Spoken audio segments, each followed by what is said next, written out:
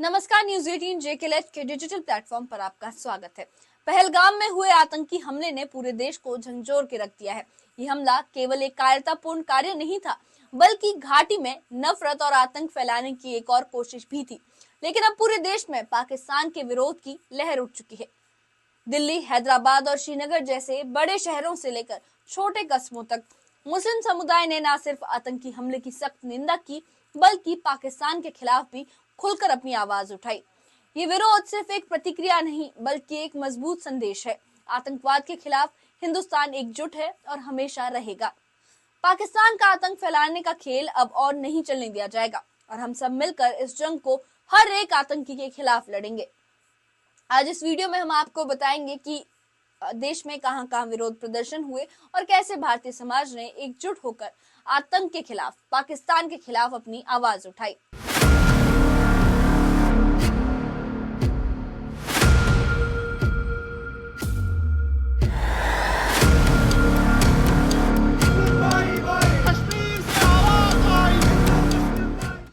अप्रैल को जम्मू कश्मीर के पहलगाम में हुए आतंकी हमले में 27 निर्दोष लोगों की जान चली गई थी।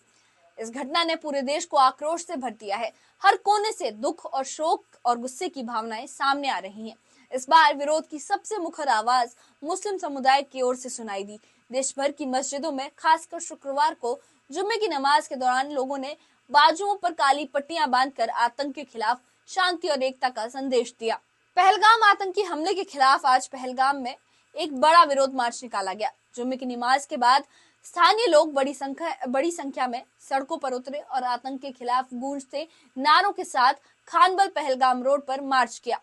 प्रदर्शनकारियों ने हम हिंदुस्तानी हैं, हिंदुस्तान हमारा है जैसे नारों के साथ आतंकवाद के खिलाफ सख्त कार्रवाई की मांग की। लोगों ने साफ कहा, अब कश्मीर में आतंकवाद के लिए कोई जगह नहीं है और अब वक्त है कि आतंक के हर चेहरे को बेनकाब किया जाए। आज चौथा दिन है उस अटैक को और आज भी यहाँ पर हमने देखा कि एहतजाजी मुजाहिरों का सिलसिला जारी है। ये बहुत दुखद की बात है क्योंकि हम इसको सब कंडम करते हैं सर। हमारे पास अल्फाज नहीं है कहने की कि हम इसको कैसे कंडम कर सकते हैं सर। आपको पता ही लगता है कि मार्केट का हाल देख के आपको खुद ही अंदाज़ा हुआ होगा लोगों का गुस्सा कितना है इसके बारे में, और कुछ नहीं कह सकते हैं। तो ये देखा जा रहा है कि एक लोकल इकॉनमी जो है वो इम्पैक्ट हुई, लेकिन अक्सर लोगों का ये कहना है कि जो इकॉनमी है वो स्टेबल फिर होगी, लेकिन जाने वापस नहीं आएगी। वो तो नेचुरली बात है, जो जाने ज़ाया होगी तो वो तो नेचुरली वो कहाँ से फिलअप होगी। आप क्या बोलते हैं? मैं ये इतना भी यहाँ पर आपको बोलना चाहूँगा कि ये टूरिस्ट एरिया है, यहाँ पर सिक्योरिटी भी होनी चाहिए थी। सिक्योरिटी भी यहाँ पर जरूरी होनी चाहिए। इंसानी जाए हुए इंसानी हम दुखी हैं। लिविंग रोजी रोटी असाइड, वी कंडम इंसानियत ही कोई चीज़ है।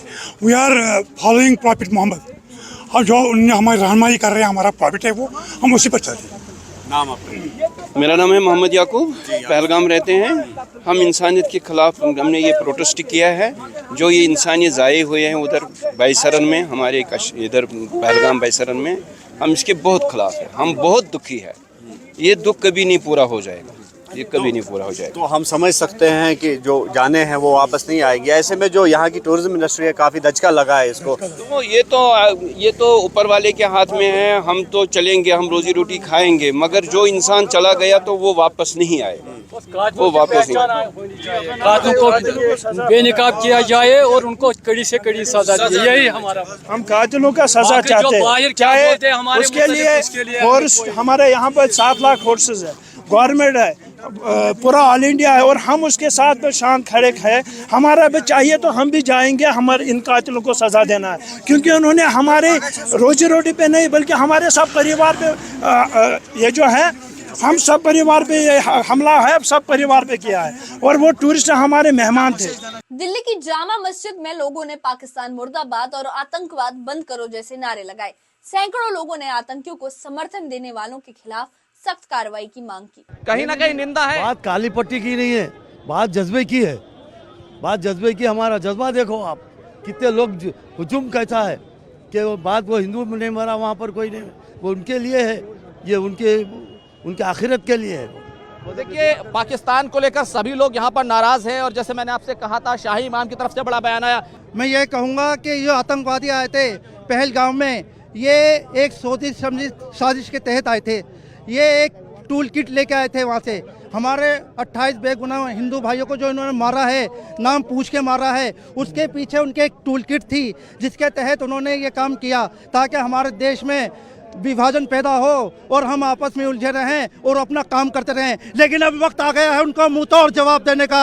अब ऐसा नहीं चलेगा। हम हिंदुस्तानी बहुत इंटेलिजेंट हैं और दुश्मन की हर साजिश को नाकाम करना जानते हैं।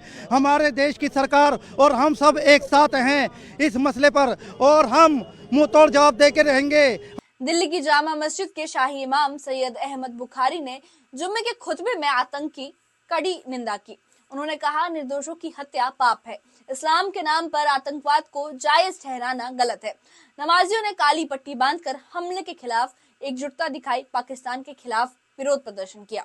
पहलगाम में जो दर्दनाक और इंसानियत को हलाकतें दहशतगर्दों के हाथों हुई हैं और बेगुनाह इंसान इंसानी हैवानियत के नाम पर लुक़्मा अजल बने हैं, इससे ज्यादा गैर इंसानी फेल और क्या हो सकता है।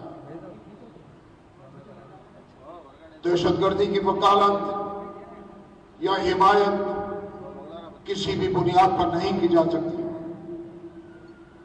दहशतगर्दों ने अपने आप को मुसलमान बताते हुए जिस गैर इस्लामी तर्ज अमल का मुजाहिरा किया है, ये कौन सा इस्लाम है? ये वक्त हिंदू मुसलमान करने को नहीं, बल्कि मुल्की आबरू, खुद मुख्तारी और इज्जत नफ्स के लिए एक मजबूत चट्टान की तरह हमें खड़े रहने का है। मुल्की सालिमियत और बालदस्ती पर जब भी जरा आएगी तो अमन पसंद हिंदुस्तानी शहरी, हिंदुस्तान का मुसलमान मुल्क की सलामती के लिए हमेशा आगे रहा है और रहेगा।